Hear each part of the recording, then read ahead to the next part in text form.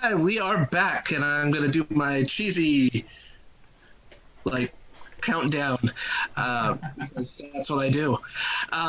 So we're gonna. This is like the transforming panel. Um, it's wide open. We can do whatever people would like to do. If you want to challenge one of the people to transform something quickly, or if people want to join in on our Zoom call and challenge each other, that would be great. If we want to show some fan modes, that was something Randy suggested earlier. That would be awesome. Fan modes, yes. That would be a very interesting discussion. Yeah, Not just fan modes people create, but fan modes that people insist on creating. that's right. Yeah, there's a lot of potential for fun stuff. If people want to do mistransforming and just come, basically their audition tape for be a Hasbro photographer, we can do that. You know how great they are. And then Ben, discussion if you wanted, like the discussion of favorite transformations, not favorite transformations, stuff like that. I don't know if we want to just discuss. Totally. Do you guys have any favorite figures that you enjoy transforming? I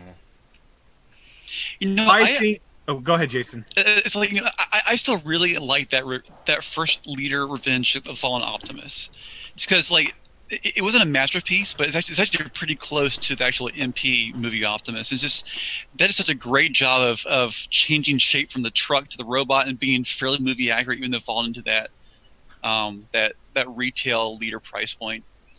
And it's money's worth from that.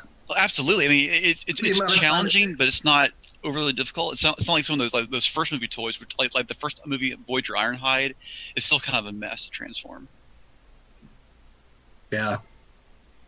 That Revenge of the Fallen one was kind of the pinnacle. I mean, I think that's the most accurate you're going to get, considering that he never really transformed the same way every time. It's overall where the pieces are and where they go is pretty incredible.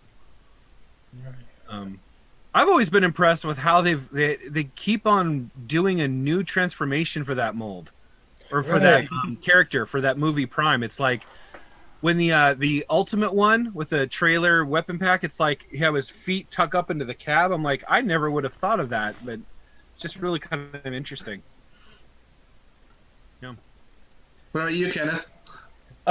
From what I remember, I remember when I got movie Sideways, the movie Revenge of the Fallen movie Sideways, and I remember like how his arms kind of like tucked in, and when I was a kid, watching the movies, I kind of remember how they kind of went over the top of the transform, like they would slam the ground, or they would like do a backflip, and with Sideways, how his arms come out from, like, it's because it's supposed to be the wheels of the car, right? Down on his hands. Like I kind of imagine just coming out from under and slamming the ground as he gets up onto his feet. Like that one was kind of fun. I think right now the one that I also like kind of have fun with is the Transformers Anniversary Ectotron. Like just to see, like it's like a really nice figure. He even has a name tag on it, and transforming into an Ecto One, like that, I always find that kind of fun too. I absolutely love how the backpack or the roof rack turns into the protopack. Right. The way that transforms is super cool. And it's really astonishing that this is actually the Combiner Wars hotspot skeletal. Yeah. That is amazing, I thought. I would say my favorite right now, I mean, I know it just literally came out, but the new Earthrise Prime, the way that the front of the truck, the panels fold in, it folds in, and then shuts down it's just so satisfying. I just love it so much. I think it's just super fun. I've always been a bigger fan of the ones that aren't really complicated. I like things that I can just mindlessly transform and not have to worry about breaking them, which is sometimes how I feel when like transforming a masterpiece or some of the more epic like leader class ones. It's like I don't like having the anxiety of breaking something off, because it has happened a couple times. That's scary. and it's so frustrating, especially when it's like a masterpiece. God, that's basically just causing you spend money to stress yourself out. Yeah, I almost never ever use instructions, so like maybe like make sure that I did something right when I finish it. But I will usually almost always have to pull up the instructions for like one step on every modern masterpiece, because there's like one step somewhere in that cycle that I'm afraid it's like I'm pretty sure it's what I'm supposed to do, but I don't want to break it, and so I'll actually pull up the instruction sheet. Masterpiece is the only thing that I actually look at instructions right at the start, because I'm like, I've spent too much money on this thing. I don't want to break it. Yeah. And I haven't broke any of those. Even the first Megatron, his little clips, those little ones in the handle area, those have not broken on my. I've been always very, very careful. Right, knock on wood. Yeah. And then we hear a crash, and Randy goes, "No!"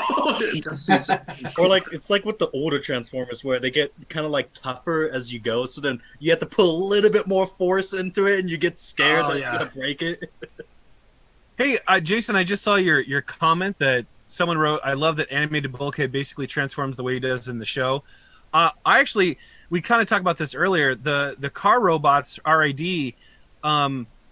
I was blown away when that one scene, I think it was X-Brawn or someone's in the head is passenger right seat there. and his head in the side there. I was like, hey, that's just like the toy. That's I thought that was so funny. Yeah, I They have remember the that. head in the seat next to him. But I really like that. I like that kind of toy accuracy in that, because we hadn't ever seen that before, In some cases, they'll even put in the same holes where the screw holes were. They just don't have the screws. It's kind of like with the Bumblebee movie where they looked under the car and they found Bumblebee's face, kind of like there. Yeah. I was telling some. Still not seeing anybody's face. I'm interested in the organizer. I thought it was so funny in that new Siege cartoon where they're so close to the toy models that the fake chest is still on the back of the Tetrajets. Oh yeah. I noticed that. Yeah, Right. I did notice that. Now that animated Bulkhead.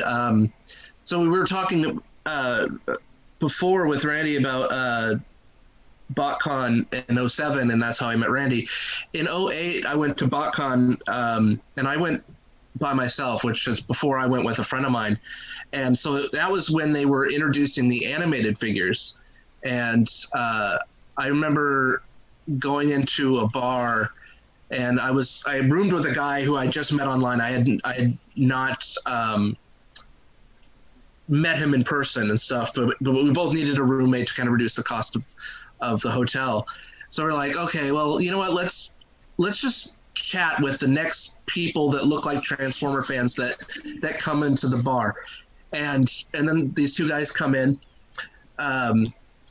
and we just said, hey, why don't you come sit with us? And we sat with us, and he had Eric. He had animated Bulkhead, and I had not seen it in person. It was like, that's really awesome. He goes, you want to transform it? So that was my first experience with transforming any animated figure at that point. But that was like another instance of like, hey, I met somebody at BotCon, and I'm still friends with those guys today. Jason's met them.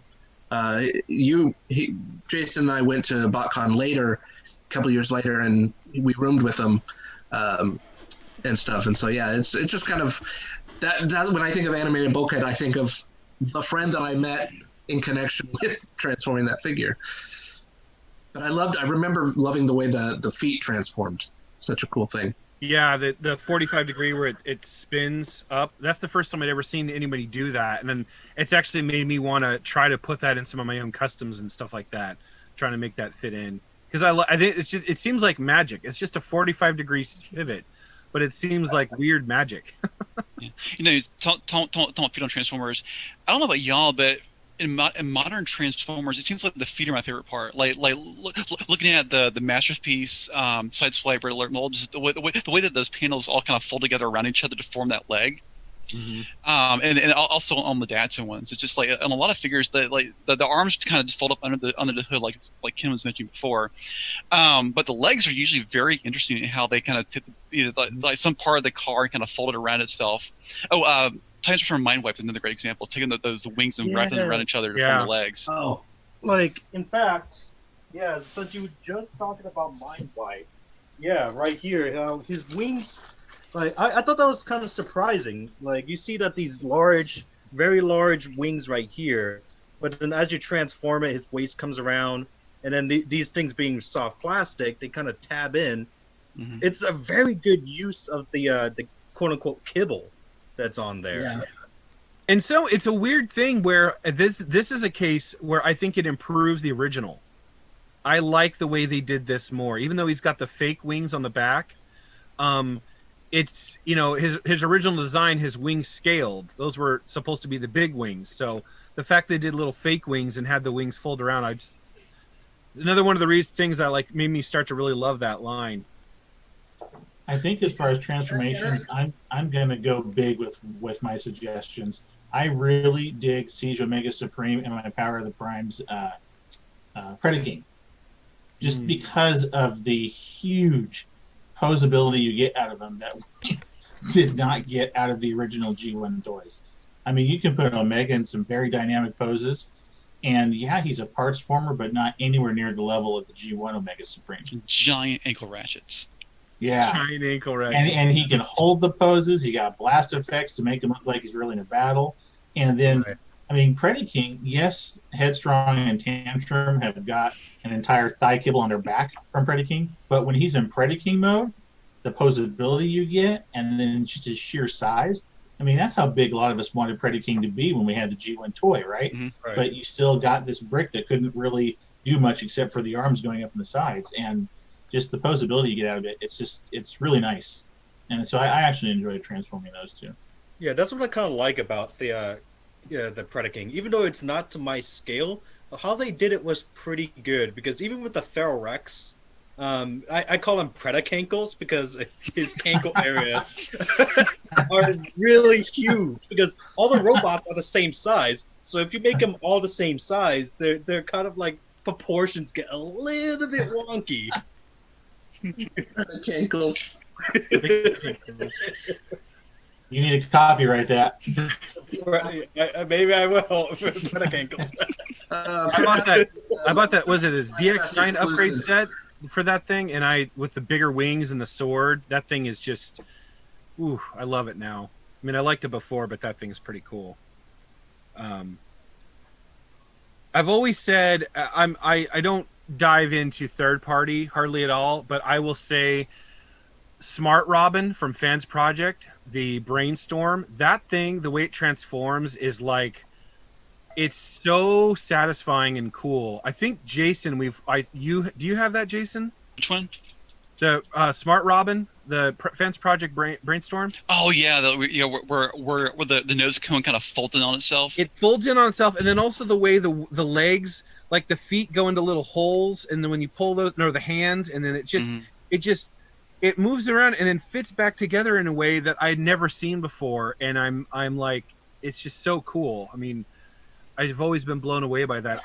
If you haven't heard the other podcast or the message or whatever, I'm huge into the engineering of things, so I'm always looking at stuff like that on the way they solve problems, mechanical problems in the puzzle aspect, and I just love it. I always love seeing that stuff. I hear you mentioned about how they transformed the nose cone. Another one that I kind of thought was pretty cool of how they transformed his nose cone is the old classic Cyclonus. Yeah, it's funny because I was just looking at that. It made me. I have the shattered glass one, but I was just like, I was about to mention that. Yeah, and then I also loved how the pieces that make up his shoulder plate like fit the contour right of it. So like when you transform it the first time, it's just so satisfying that it just fits perfectly. Yeah, it's a really nice one. It's like that transformation, how it deals with the nose cone is one of the, it really astonished me first time when I got that mold. It kind of like segments and folds in and it goes into the chest cavity perfectly. And then the parts that make how the jet mode is, it gets like, it's like a pyramid. It gets like a little bit wide as it goes. And then it alters that and puts it back and makes it a really slim, streamlined, proportionate robot mode. Same thing with Titan Returns Trigger Happy, that mold, and Misfire, how the legs and it rotates around and flips back up and stuff. Oh yeah, that was yeah, really those ones have some great transformations. Yeah, too. Yeah. They do. I love that. I mean, that one's a kind of an oddity in a way because it's a little bit more complex than it needs to be, but it's just so much more satisfying. Yeah. I just wanted to pop in and say real quick, I love how you guys mime transforming. I love watching your hands just show up and you're like, yeah, you do the thing and then you do the stuff and then, yeah. Blah, blah, blah, and you just flip this panel up and then blah, blah, blah, blah. And... Yeah, I think we need an That's invisible one thing- transforming contest. There's one thing you know for sure is Right? Randy mimes transforming. It's actually accurate. I'm sure. But it's hilarious to watch. Slow it down. Yeah, I'm thinking about it in my head. Exactly. That's actually a pretty good Oh, idea. but oh, it's this too- panel broke off. Hold on. I need to pop it back on. That's actually a pretty good crap, idea. I Like, dropped the if you weapon. mime it, someone has to guess what transformer are you transforming.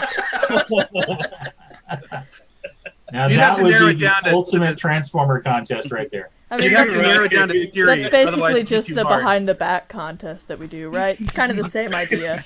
Yes. Well, one of the things I like doing is I like making like Lego transformers. So it's my Lego smoke screen. Oh, wow. But I can transform it. So let's see. All right, there we go.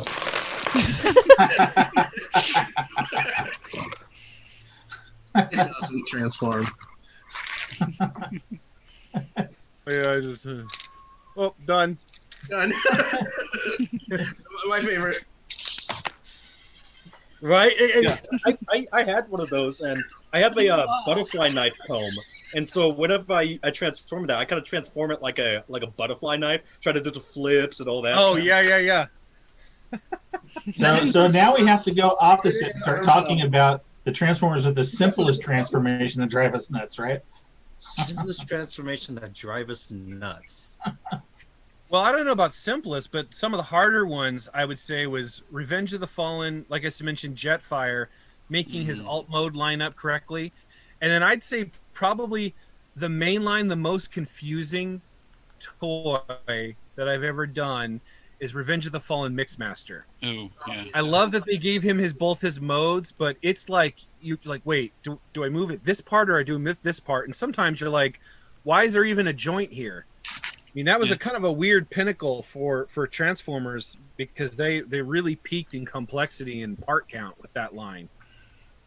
You know, I remember the first movie Jazz like had these terrible forearms because like they basically took like parts of the hood and held together, and then then last night I was playing with the Masterpiece, the MP-M9 Jazz that just came out a little while ago, and it's like okay, like surely it'll have good forearms, but the forearms are still a giant mess, just like car hood that kind of folded on itself, and they're kind of there, but it's even for like Masterpiece, it's kind of a mess just given how that design was made. I was surprised by that one because I thought that they would have done something like even more little filler panels, so it looked like it would tab in more. It looks like it tabs in pretty well, but yeah, I agree. It's just like panels. I mean, like at face value, I mean, it looks pretty good. I mean, it's like the also good parts. The hood rotates on itself twice.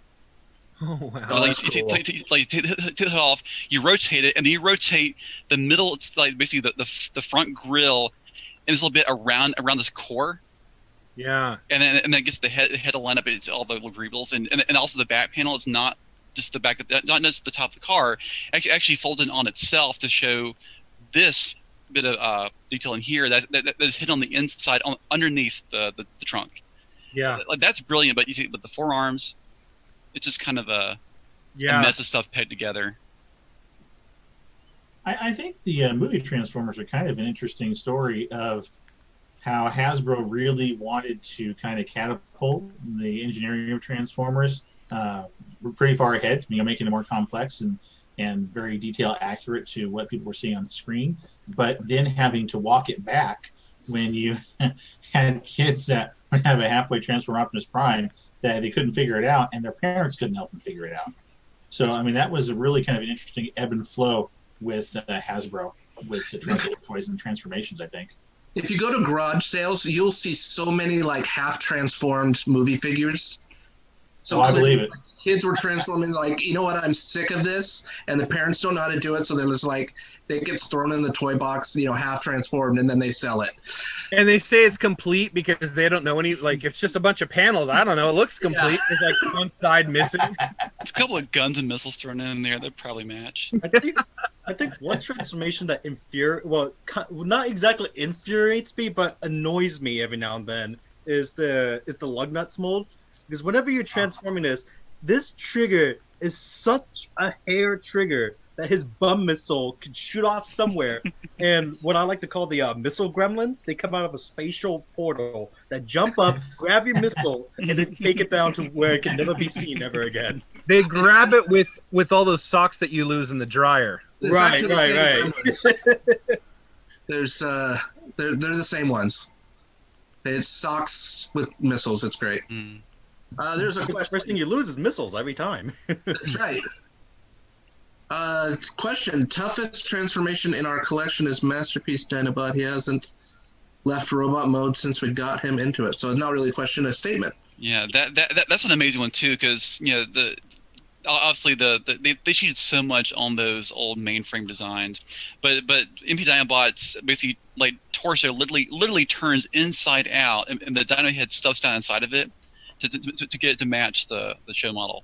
It's an amazing piece of engineering. But, Wait, which one are we talking about? the MP Beast Force Dinobot. Oh, yes. Not Grimlock. Yeah. He does kind of go in a weird shape, doesn't he? Mm-hmm. Yeah, that thing's pretty incredible. I was actually a little disappointed with Cheetor because you remove it's accurate. You remove those two panels and there is gun and stuff. But I'm like, well, there's nothing left. But there's also he's skinny. But when I saw the thing for Dinobot, it was pretty incredible. I just wanted, who was it that mentioned about feet?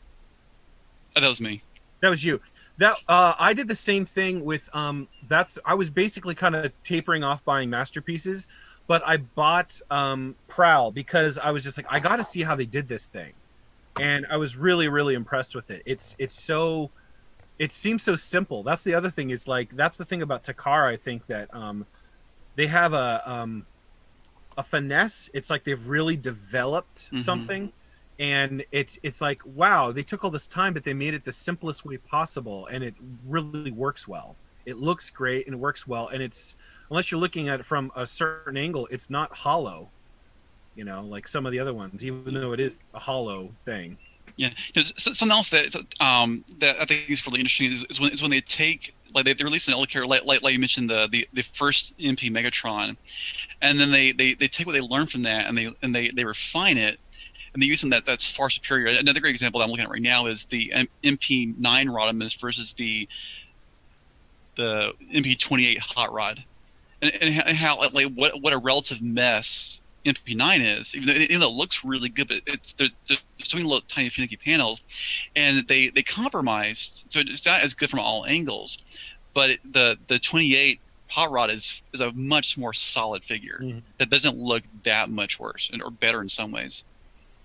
Well, speaking of masterpiece, what do you guys think about the evolution of Prime, though? You got MP01, then you got MP10, and now you got MP44. I mean, what do you think about the evolution of that engineering for that figure?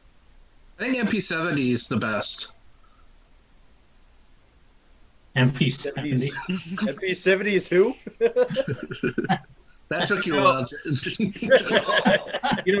Being a Prime collector, it kind of hurts me a bit because I just could not afford that newest Prime. I mean, I love the look of it. I think it's pretty amazing what they've done. Personally, I still love MP1. I think the way that they did the chest and everything and the features in that, it's not just because it was the first one, but to me that like really captures a lot of the stuff that I like. I like how the fenders of the front wheels flip around and then flip up, and that becomes the silver ab bits. I just thought that was such a clever way of doing that. But I totally see the progression. I mean, now they're going more tuned, and there's just certain things that you have to do to make that look better. And there are some third parties that have made that look, and in some cases it looks better, in some cases it doesn't. It's like I'm just like trying to think of the way I'd pick elements of all these different Optimus Primes that's been made and make the most perfect version. It'd be pretty cool. Well, now we have like a third version of Starscream, or a second version of Starscream, I guess. Is it? I think it's. Well, I think technically, it's the third. I think it's the third version that's. It'd be third because they did the same thing, but they redid his legs. Right. So it could be version 2, and there's a 1.5, or this is the third one, however you want to look at it. Okay. Yeah, I mean, I love what they've done with the new Masterpiece version 2s and stuff like that. I just wish they'd release more newer, first run characters, like characters they haven't done before. I mean, we're getting RC, which is going to be awesome, and Tigatron. But they still haven't like done like Cup or Brawn or I don't believe And there's so many movie designs that they don't have to get licensing for. That right. Like Springer, yeah, Galvatron, Cyclonus, Scourge, Mm-hmm. Well, that's going to be very interesting how this Studio 86 stuff that's been teased and rumored is going to look, especially if you take into account that Cyclonus that was leaked. Wait, so that Cyclonus that was leaked, that wasn't a Siege one? That was belonging in Studio Series? From what I understand from the rumors, it was Studio Series Cyclonus, but I mean, it looks like it's going to be I want to say somewhere between deluxe and Voyager size. It's so close to being Siege, that. Well, it's very clean. It didn't have 5mm ports all over the place.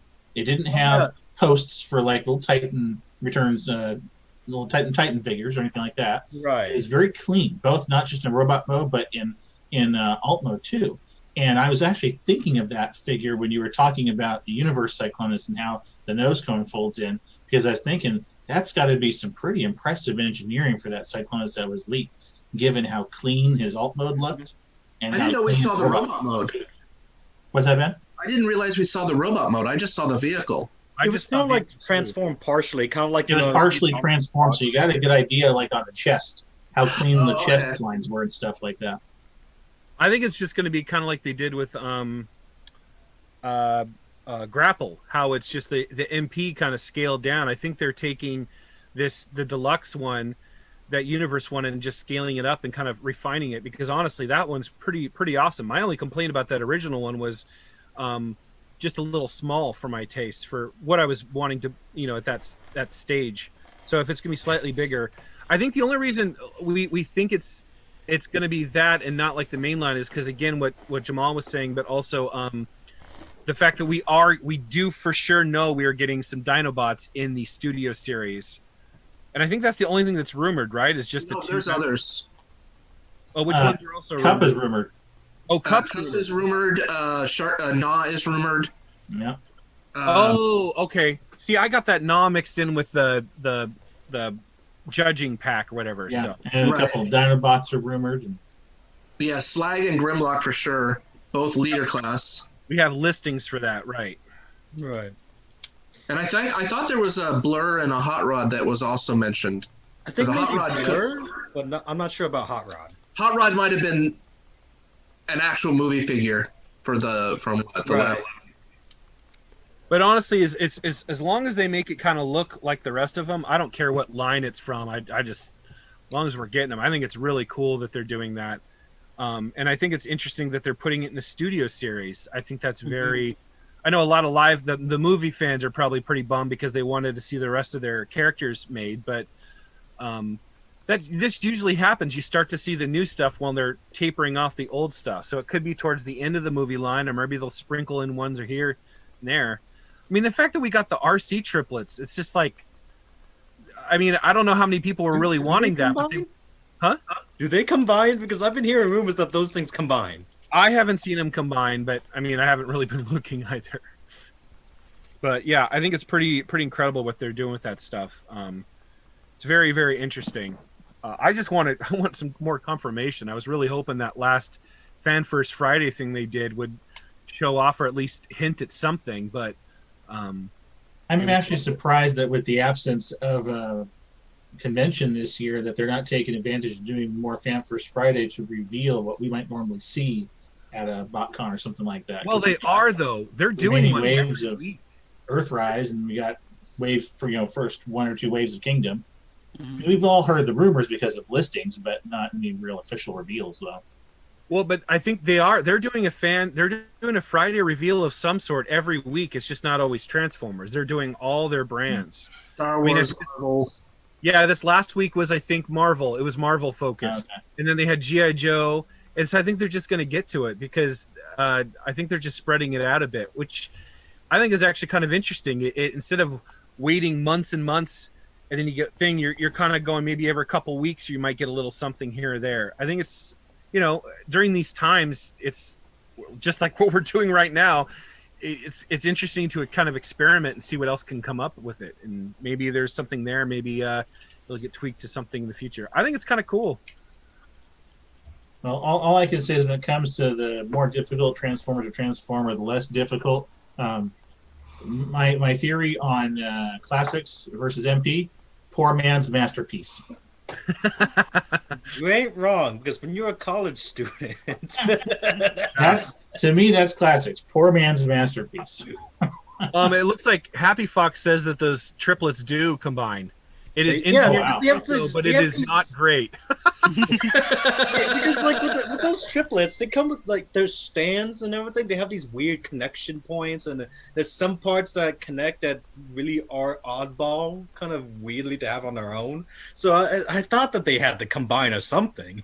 What would they combine to? And their alt modes, their separate alt modes were. It's based on the it was Concept art. it was based on Yeah, the Randy's transforming them for us. Let's watch Randy transform. The reason why they combined is because it was based on an unused concept art that showed them combined, and it kind of looked like somewhat like a Demolisher-esque. What was it, like a Medusa transformer or something? It kind of looked like one wheel, and then each one made like one was the leg with wheel, one was an arm, the other one was another arm, and I don't remember how the head worked. But then they like the whole body would turn into like an arm, and it was kind of a weird concept to begin with. I mean, I don't even know how that would have worked in the movie. So I think it's kind of smart that they got rid of it. And it also looked like Demolisher in a way. Yeah. Jason, are you looking for the concept art? No, I wasn't. I could if you want me to. Oh, you were just looked like you were searching. I was like, No, I was scanning the chat. It's a bike centaur thing. Happy Fox replies. I think that's probably the best description you could probably make for it. Yeah. And now I want a bike centaur transformer. Just on the subject of transformations, there's one thing I like to bring up with, because it barely comes up, but when it does come up, it's a really interesting thing to see. Mass shifting. Oh yeah. What are you talking about? That only happens in the cartoons. Good job with that. Well, I mean, like for instance, with this first edition of Bulkhead, you see he's a big, really chunky style with it, but when he transforms, it's a very slim Hummer in a very slim SUV Hummer like thing. Oh wow! Oh yeah, isn't that nuts, Joel? Yeah, see, It's a thing. Yeah. No, There's RC, there's Chromia, and there's Elita 1. You know what I see is I see them saying, "Hey, we have this really weird abstract design. How could we make it more abstract and weird?" Jeez, that does not look impressive whatsoever. I think the phrase "kill it with fire" because it looks like something from The Thing might have something. Yeah. It looks like Grimlock shoot see there's the move, there's the original 07 RC right there. It looked like Grimlock chewed that up, spat it back out, and that's what they came up with. That's all kinds of horrible. It's the great Transformers spaghetti monster in the sky. Mass shifting, the way animated Lockdown worked, and actually Yeah. even the movie Lockdown. I mean, granted, it's kind of like folded in half, but just the way his proportions and it grew. It's a small little car and it's a tall robot. Isn't the movie one like when you transform him, he's like the size of a Voyager? Yeah, Like, he's even taller. tall. He's tall. Even with the double bent like dog leg thing going on, he's still really tall. And then not to mention even his neck extends too. Yeah. So you can get like super lanky, like Slender Man type of like transformer right there. I do like how you demonstrated that, Kenneth. You're like,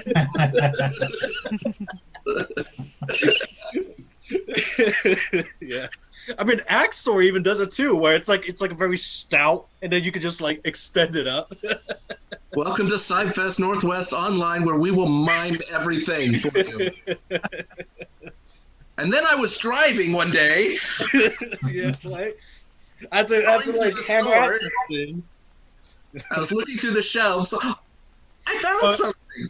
It's like, you know, I kind of find the whole subject of mass shifting and the toys kind of funny because, I mean, really, if you think about it, the mass shifting, it was really only invented in the cartoon. You know, I mean, it was all because of how things were drawn. I mean, if it wasn't for the cartoon, Pretty much, the whole yeah. concept of mass shifting wouldn't even really, we probably wouldn't really be talking about it much. It's not even the way they drew it in the cartoon. It's the toys that they took from the original line of Microman. Right. Like, how do you make a 30-foot tall or whatever tall robot turn into a tape player? Right. Right. Just the way it is. It would have been great if they actually kept it to that scale. So all of a sudden, there's just this giant tape player that's sitting in the middle of the street, doing nothing, just Is this a performance art? No, it's reading a out Decepticon. tapes. Yeah, you know, Kim was talking about, you know, that first edition bulkhead that kind of bulks, literally bulks out, and kind of the way the panels come together. Another one I really like is when a figure changes color significantly, like where the alt mode is, say, like one color, and then you kind of open it up, start transferring things, and an entirely new color scheme takes over. Right. Like- Wars do that. Yeah, other than Blitzwing does a Astro Train, what are you lot. thinking of? Huh? Here, one Transformer that does it is Unite Warriors Bruticus. See, you know, when he transforms, it's like very silver in this color. Oh, but when he yeah, transforms- because of where they have the paint apps for Bruticus Exactly. versus the paint apps for Onslaught. I see, yeah. Yeah, and then most Blitzwings do it because the tank is very, very tan, but the jet has a lot of purple in it. You know, Yeah. and for the good ones, that purple is almost entirely hidden inside the tank mode. And they start opening it up, Right. and the purple just disappears. And Astro Train.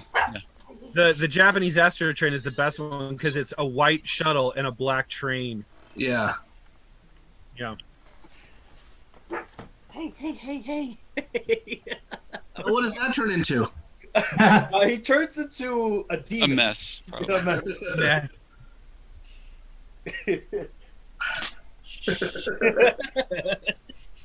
He's the mojo in my He's family. making in Beast Wars. Oh, I don't know. Hey, do you talk? Most difficult transformation ever. Yeah. My dog's looking at me like I'm a crazy person asking me to transform. Oh, we all are. Hey, my 7-month-old daughter looks at me like that sometimes too, and I play with her. So I've always been impressed too with I mean, you see it a lot with Optimus Primes where he's powered up modes. I mean, Power Master is the pinnacle, I think, like the first one that did it well, and I think the one that does it the best in a lot of ways. But even like not Energon Prime and Yeah, the way he there you can go. combine with all of his trailer bits or with Star Saber. Yeah. or Voltron Prime, as I like to call him. Voltron Prime, yeah. Voltron Prime. And then when I've always been kind of I like that. I liked how even in Armada, you know, Jetfire become pants, and then Overload could become the giant rockets over his I had to do that. So I've always kind of thought that was cool, and it sounds like we may be getting something like that with this new series in Kingdom. I mean, I don't know how I feel about bone armor I working. think didn't they already kind of do an Energon-ish style Prime with Combiner Wars?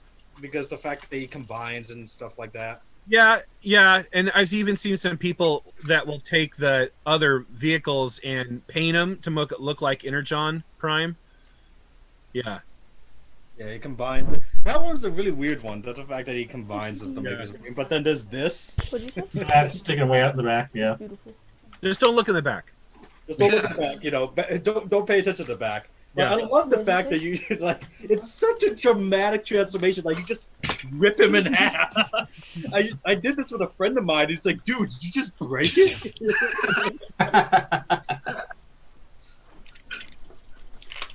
I actually did that to my son when I was first introducing him to the Titan Returns figures. Started pulling off heads. He's like, "Oh my God, you're breaking your stuff!" I was gonna ask if that was the first time that they had done a headmaster, but then I just remembered Armada Sideways also was a had Yeah, that I'm honest. It's funny that you mentioned that because the purple. I've been the messing purple around logo. with him right There you here. go. Yeah, but Armada Sideways, I don't think really did it well, unfortunately. No, his like the weird antler things are. Yeah, because really, really the dumb. legs of the robot end up being these kind of antler things on his head. And Wasn't their head like the black head supposed to actually be the Decepticon head and the white Yeah, head? like one version of the head's supposed to be the Decepticon, and then the other way he transforms is supposed to make him an Autobot or something like that. Yeah. He didn't do it good, but he did it a very interesting way. Like the fact that his head changes with it, and not to mention like the heads when they combine make a little like the rider dude, which is, can ride on the motorcycle, or you can have them both transform and they both ride the motorcycle together, kind of like riding the little like seat where he's like wrapped around his partner, just like I don't want to die. I'd say if you saw the cartoon and saw that, you'd be like, oh, that's really cool. But if you saw the toy first, you'd be like, eh. Right. That's kind of pretty much the slogan for Armada. It looks cool on the show, but the toy is Jetfire was cool. Yeah, I'm looking mainly at Armada Sideswipe. Oh, No. Or what about Armada Hotshot? Armada Hotshot's not that great either, but Sideswipe with his giant arms. And you know what's so bummer about that is I love that alt mode and the little motorcycle that pops out the back. I'm like, it's so close to being something really cool, but that weird with weird pop out forearms. Yeah, that's really. I didn't really get it until you mimed it for me. I mean, it's like Popeye. It's the Popeye of the Armada series. right. Just give him a can of beans. Well, when you look at mainline Transformers, it is kind of an interesting progression of improvement on engineering and improvement on transformation scheme and stuff like that, going from Armada to Energon to Cybertron, and then moving on to the other main lines along the way, and even when you add in classics along the way too. It's been kind of an interesting journey on that evolution of transformation. Yeah, and As far as making it clever, but still making it intuitive for someone to be able to figure out and still have easy playability for kids. Yeah. Because it's not, I mean, take some of the more recent classics figures. You look, Combiner Wars, obviously, very simple. But then when you look at like Titan's Return, Power of the Primes, and you go into Siege and Earthrise, they're not particularly difficult transformations, but at the same time, they're still clever and still relatively easy enough to keep up that playability. Mm-hmm. And it kind of feels like Hasbro and Takara have realized that it doesn't have to be a super complicated transformation for it to be a good transformation. Yeah. Well, I feel like that's kind of one of those lessons that might have been learned from the movie lines. I kind of look at the Transformers that like I've been buying recently and thinking like, what would I think of these as a kid, and how I played with Transformers. I would just be telling my stories. They would, transform in midair and turn into vehicles and having like with the G1 stuff and being able to do that in 5 seconds is awesome. And I'm sitting here thinking, like, watching my son play with some of the figures that are more complicated and him telling his stories, and he's very vocal and stuff like that with his stories, so I can hear everything that's happening. He's not just doing it in his mind. He's everybody, including the neighbors, can hear it. And watch it, and then all of a sudden there's like this pause, and it's about, 2 minutes, and then all of a sudden the story continues, and realizing, okay, that's where that figure just transformed. You know what he should do, Ben? He should do just like they do in any of the shows that originated in Japan. When they transform, he should just yell out "transform," and then he has all the time in the world to do the transformation. It's true. With a background that's add some background effects. Just spin around really, really fast. It's funny that you mentioned create stock footage. It's funny that you mentioned like when you were a kid how they react, because I grew up when I was a kid. Well, I'm still really young, but if you how old are you, by the way? 21. 21. Okay, yeah, you are young. 21. Yeah, dude, 21. You're a baby compared to me.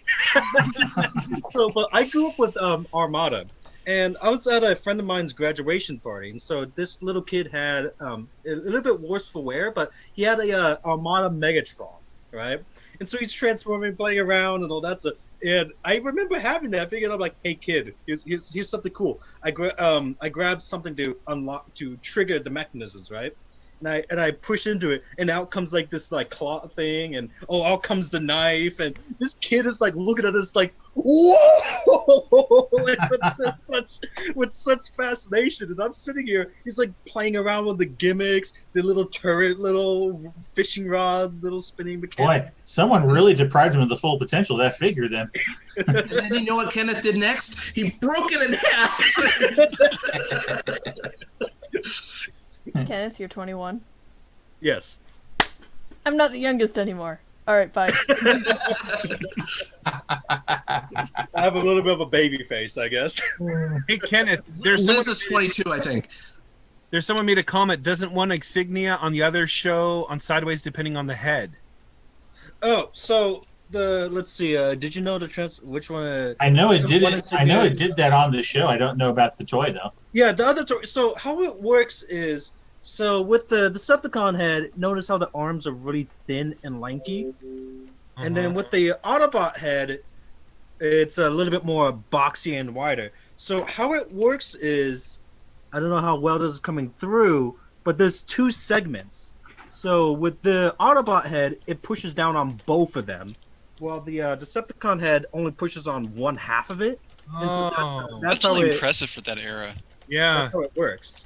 Like, see with the Decepticon head right here, it pushes down and it reveals that Decepticon head, and then you get this one, and it pushes down on both triggers, and so it then reveals the. Oh, his other arm's not in there. There we go. And then there you go. Oh. That's See, I really didn't, cool. I didn't realize that's the way that worked. I've never. Yeah, that's crazy. So theoretically, you. Actually, you can't. I was about to say theoretically you could switch the arms and get the right head, but one of them is pinned in rather than ball jointed. Oh, Have you guys ever heard the excuse of like why the old toys in the 80s didn't have like the articulation or the transformation? Because they were crap. Because they didn't have the technology. I've heard of that. I've heard of that excuse. Because I'm thinking like Just drop the hammer, Jason. people They like, are. well, they are. Yeah, they're not great figures. But I mean, you sit there and think the articulation. First of all, the original cars had elbows and stuff like that. But I'm sitting there thinking like not having the technology to do, a 10-step transformer when, 20 years previous we were launching things into space, and for some reason we didn't have the technology to make a 20-step transformer. For some reason. So I'm gonna kind of chime in on two this. very different things, man. No, it A is rocket and a toy. right. I'm going to chime in with something that I think is a little Technology. interesting. So, Soundwave was released in '84, right? Right. Copyright on that Bring toy up is mechanical 1973. I good chance that whatever you mentioned, I might have it. Good chances are. We have about, I remember 1 minute left, looking at guys. this on my Soundwave reissue that I had years ago. That figure came out in '84 as Soundwave. The copyright on it's 1973. By the time we got any of the Generation 1 toys from Season 1 and 2, they were already 10 plus years old. I was going to mention that, like, just when we got it, because it was Diaclone or Microman, they were built, and then, I mean, it came copyright 73, which means they probably started development on that in 70 or 71. Right. So I actually know someone who was one of the early guys that built the Star Wars toys, and I was talking to him, and he was telling about how back then the pattern makers, why they have such limited detail in those original Star Wars toys is they just didn't have the technology to be able to reproduce them. Like, Right. you could reproduce it, it would just take a lot more time, and then also when you have more detail, that's more wear on the molds, and then you have to replace them more often. So it's like this kind of happy balance of detail and longevity of the tooling to be able to create this stuff. So yeah, they had the technology to do anything, Ben, but to make it work in an affordable toy is another thing. And I think also you can definitely see a difference between that original line and when the movie line, when they started having to create their own stuff again. actually it went down That's mainly what I'm talking about. Yeah. Is we had like articulation, and then it kind of dropped, and it's like no longer do we have elbows or anything. It's like now we just arms that stick out. It's because they didn't have to spend any money on development costs on that original line. They just had to license it, and then it's just done. Yeah. Same with all the stuff that they got the license for, like for Roadbuster and Whirl. I mean, those are very unique and kind of crazy toys. Or like Galactic Man. Yeah. And I think it's actually, I think that's one of the benefits of such an eclectic styles right off the bat, like that it made them really unique, each one. I've always, they've done this in the comics now where there's different planets and they're all Transformer race, but they're all a little bit different. Like everyone in Velocitron is a lot more spiky and kind of whatever looking because it's more about speed and stuff. And the Cybertron, they're a lot more blocky in a way. I just think that's kind of cool, and I think it blends well.